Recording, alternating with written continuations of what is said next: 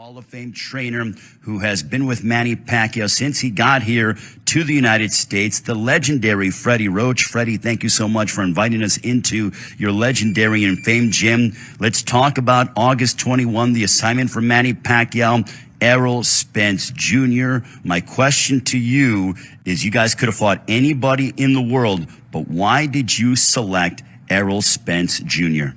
Well, we thought that Errol Spence was one of the best fighters out there, and I've had long talks with Manny along the years, and we always said that he wants to be in the game and be the best at what he does. And the thing is, there's no sense in just getting some stiff out there, or some firefighter that nobody knows about, and maybe he's just popular or something like this for some reason or another. But this is a real fighter, and I congratulated Manny when he picked to fight this fighter, and I says that's a great choice, and we're going to stay on top of this way. And Manny's trained really hard for the fight so far, and we got 3 more weeks to go, and he's in great shape. He's ready to go. Now, there are 2 schools of thought when it comes to ring rust, because Manny has been away from the ring since July of 2019 when he defeated Keith Thurman, handing him the first professional defeat of his career. Some think that ring rust is a bad thing. Other times, especially as you get older, that it might benefit him in terms of allowing his body to heal. Where do you fall in terms of that school of thought? Well, it's kind of a shady area a little bit. It could be good, it could be bad. But the thing about it is that Manny works out all the time. He sends me tapes on his workouts. He sends me everything there is to know about what he's up to. And I kind of adjust what he does and work on this a little bit more and work on that a little bit more. And so we communicate back and forth. Very poorly though, by phone or by computer. But the thing is, we're not like the type of people that just talk on the phone about, what's happening in the world or anything like that. But, he does send me tapes, and then I watch them and I criticize what he does good and what he does bad. And, it works out very well. So then when he showed up here, he's like, I just talked to him yesterday, and the thing is, he's back in training camp. We got 3 weeks to go, and he had probably his best sparring session yesterday. It was 10 rounds, 2 knockdowns. It was the old Manny Pacquiao. So the Manny Pacquiao of 10 years ago. Yes, of 10 years ago, where he used to do that in the smaller weight divisions. And then fighting at this weight division, though, at 147, we haven't really knocked anyone out yet. And he's not as big a puncher at this weight class than he was at the smaller ones. But he's really on fire for this one. And the 2 knockdowns yesterday were a big positive for him.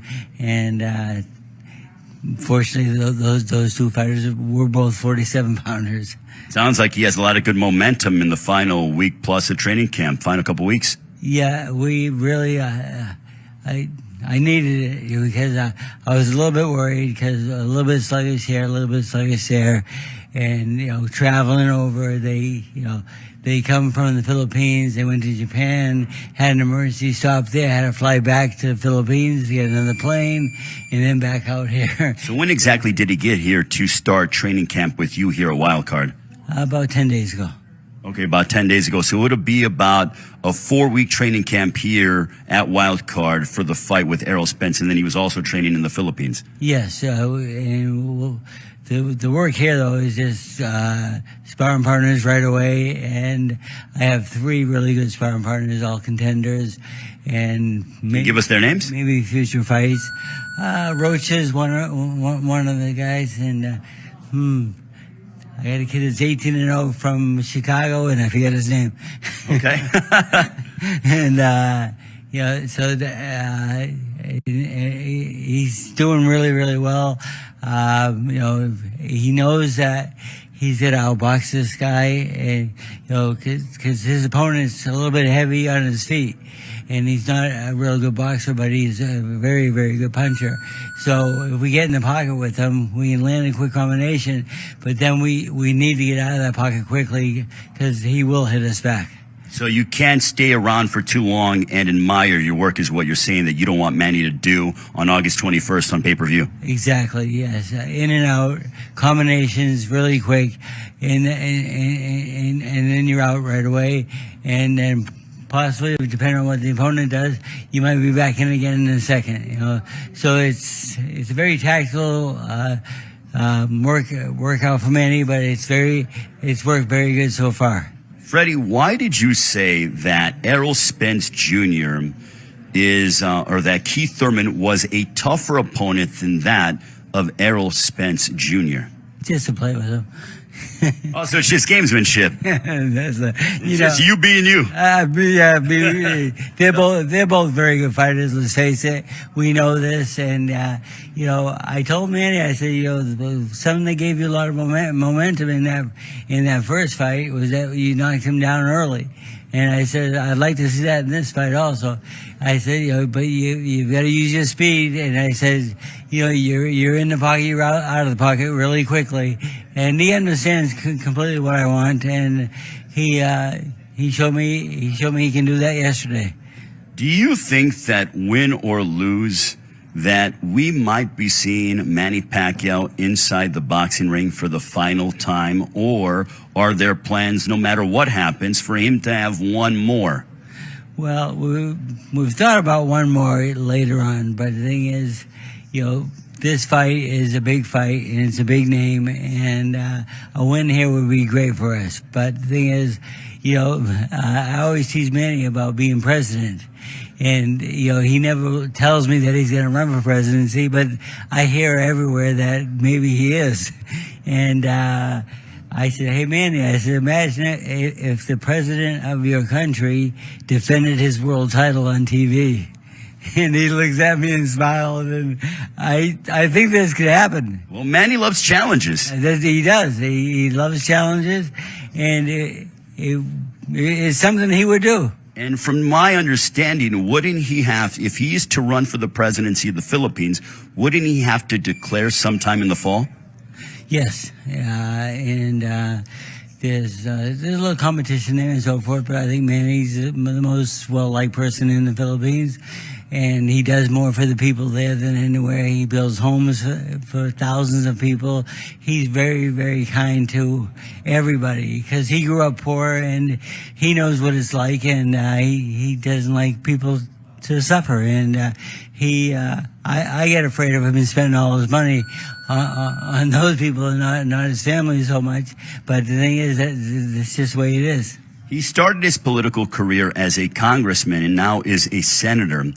Has he gotten better being able to balance his political endeavors and his his priorities that he has to handle from a political standpoint, responsibilities over there for the Philippines, but also his responsibilities when it comes to preparing for a fight of this magnitude against Errol Spence Jr.? It's been a little bit difficult because he has to stay up late on sessions in the Senate and so forth, and he comes to the gym sometimes a little bit tired, and I tell him, why don't you go home and sleep it off a little bit and then come back later. But he's consistently on time and ready to go at all times. And so I looked at him today. He's a little tired today. You'll see. And because he had to do a session last night.